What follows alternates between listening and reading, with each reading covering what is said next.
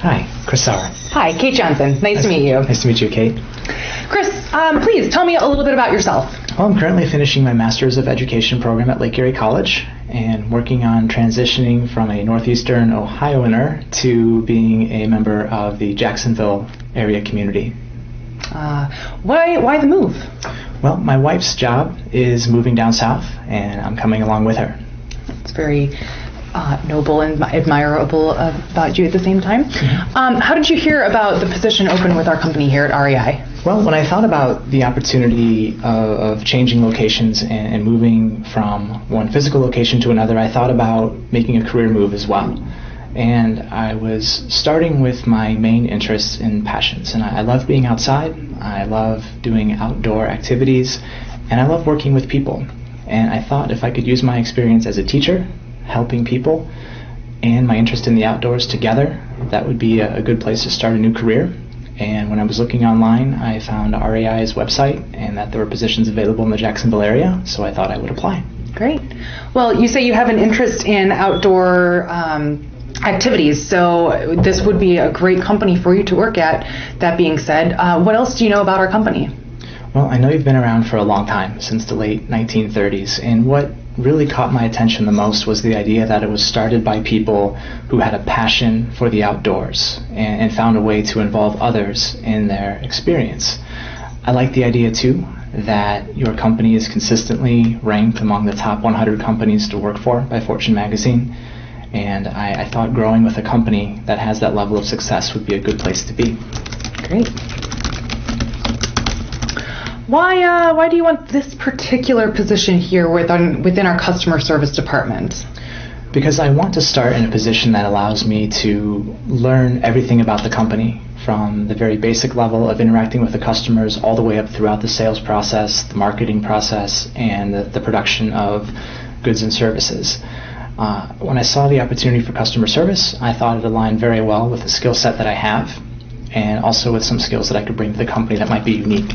Can you tell me a little bit more about these skills that you would transfer from your previous line of work to our department here? Sure. In education, it's all about making the customer or student feel comfortable and helping them grow. I feel that within a company like REI, it's the same philosophy, getting a customer comfortable with the product and helping them grow as they advance in whatever sport they happen to be participating in. Okay. Why do you think that our company should hire you specifically amongst our pool of candidates that are interviewing for this position? Sure. I think one skill set that I have involves my background in education. Teachers are among the highest stressed professionals in the workplace, and REI offers a number of products that help alleviate stress by getting people outdoors. And teachers also have a lot of downtime in the summers. My thinking is that once I learn the ropes and advance within the company, I'll be able to market the services and products that REI offers specifically to the teaching profession. Great. I have to ask this question. Given that you are making a career change here, especially with finishing a master's degree in education, if a position becomes available in your current field down here in the Jacksonville area, how do you approach being offered this job versus being offered a position in your field? And I'm asking that in the now and in the future. Sure, that's a great question. I'm not pursuing further educational opportunities within that profession. I feel like this customer service opportunity, the chance to work in a field that I enjoy as much as teaching, is a place that I could grow into long term. Great. So what I get out of teaching is working with people and helping people become a little bit better than they were when I first met them. And that skill translates very well into REI's mission. And so I don't anticipate leaving a successful career for something I've already done. I feel like this is a natural confluence of my two interests. Great. Chris, what would you identify as your greatest professional strengths? Well, I think patience is probably my greatest strength. That translates across the careers. Being able to listen to a student or customer's difficulty and help them overcome that difficulty with patience and compassion is my greatest strength. Would you consider any weaknesses that you have to be detrimental to the job? I think there's a risk when it comes to compassion. I think people can misinterpret compassion as being easy or willing to roll over, when it's important to understand that compassion is something that is earned and it's interactive. And I feel like if I establish clear boundaries with customers, clients, students, they understand that I am understanding, I am patient, I am kind, yet I'm also going to hold the people I interact with to a high standard. To date, what would you say is your greatest professional achievement? Personally, becoming a teacher, earning a master's degree, those have all been wonderful experiences for me. But the greatest achievement would have to be working with young people and helping them get a little bit better at communicating with the world around them. Chris, can you tell me about a challenge or a conflict that you faced in the workplace and how you would deal with it? Sure. Within the education profession, there are challenges every day. You're dealing with hundreds of different personalities and interests and levels of enthusiasm. So being able to engage students with content in an enriching way is part of overcoming a conflict or difficulty. I think building professional relationships is another way to deal with conflicts, understanding where people come from. Prior to teaching, I was involved with a photography company, photographing events like weddings and bar mitzvahs and very, very important events in people's lives. And a lot of times conflicts would arise. So again, just like in teaching, overcoming those conflicts with patience and listening to the client or customer's needs is very important. Now, you are interviewing for a position that is not an entry-level position, and there is the possibility that those in our company that were overlooked for this position may have some animosity regarding the new hire for this position. So how do you approach this potential challenge here at the workplace? The important thing is to listen to the people around me and understand that I am a newcomer and that they know more about the work environment than I will coming in. I think because I have a friendly demeanor and I'm not confrontational when meeting new people, that in time we'll have a chance to earn each other's mutual respect and understand that we both want the same thing, the company to grow and us to grow within the company. Where do you see yourself in 5 years, specifically within our company? Hopefully I'll be able to develop a market that allows me to interact with people within the teaching profession and grow our brand using that market as a target client base. That's great.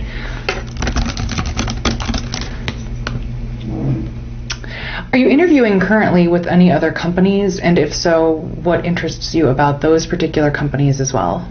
Since I'm new to the area, I haven't had the opportunity to interview with a wide variety of companies. I have looked at Bass Pro Shops, and I'm currently scheduled to interview with them. They have a similar mission and similar goals to REI. It's just that their product line is more specifically tailored than REI's more diverse offerings. We here at REI, it is being in customer service, there are aspects of your job that are going to be a little less active than I could expect you being in a teaching position where I assume you're on your feet more one-on-one, face-to-face with individuals. Do you prefer a specific type of work environment? Do you thrive in a variety of work environments, and what does this look like? Well, I thrive in a variety of work environments. I wouldn't expect to be sitting in a cubicle interacting with customers unless I'm handling a phone call, and that's fine, that's part of the job. But what I would expect is to be actively engaged with the customers who come into the store and helping show them the products that might best suit their needs and introducing them to products that they might not have considered before. So what I would expect to be up, moving around, and being consistently engaged with a customer or trying to find ways to improve what we offer to our customers. Great. Can you describe a time for me ever that you may have disagreed on a decision that was made for you and staff members at work, and how did you deal with this? Sure. Within the field of education, there are new initiatives being rolled out all the time. And sometimes those initiatives get mandated. You have to teach this way, this many times a week. And when something like that happens, I think it's important to go back to what you know about your profession or your skill set and be able to provide research that supports why you do what you do. And I think when faced with a difficulty, again, it's important to do what the boss says, and it's important to also advocate for what might be best for the customer or student. All right, we're going to move on to some cognitive behavioral questions, and basically these questions are designed, they're not necessarily about your past, your experience, they're sort of out of the box questions, and so just do your best at answering them as we go through this. So if you were an animal, what would you be and why? That's a tough question. I think, considering the traits of my dog, if I had to be an animal, I would certainly want to be a domesticated dog. They just have that ability to love unconditionally. They're intensely loyal, and they just provide so many benefits to people. That's something I'd like to do in my life as a human, too. Great. The next question, how many tennis balls can you fit into a limousine? Tennis balls in a limousine. Well, I guess to effectively answer that question, I would need some help. I would need to know what type of limousine, because if we're talking about a stretch SUV, that's a much larger volume than a smaller limousine. Are we talking 2-door, 4-door? I also don't know what's in the limousine already. Are there people in there, or is it empty? Once I had those questions answered, I would have to do some calculations about the size of a tennis ball, how much area or how much volume it takes up, calculate the inside of the limousine, and then make sure the math works out. I could get that answer to you. I just can't do it off the top of my head. Great. Let me ask this final question. Do you have any questions for us? Well, I've mentioned a couple times about being interested in helping grow a market for REI. I'm just curious, as a new employee or someone starting out on the lower level, how open is upper management to hearing the ideas of an employee?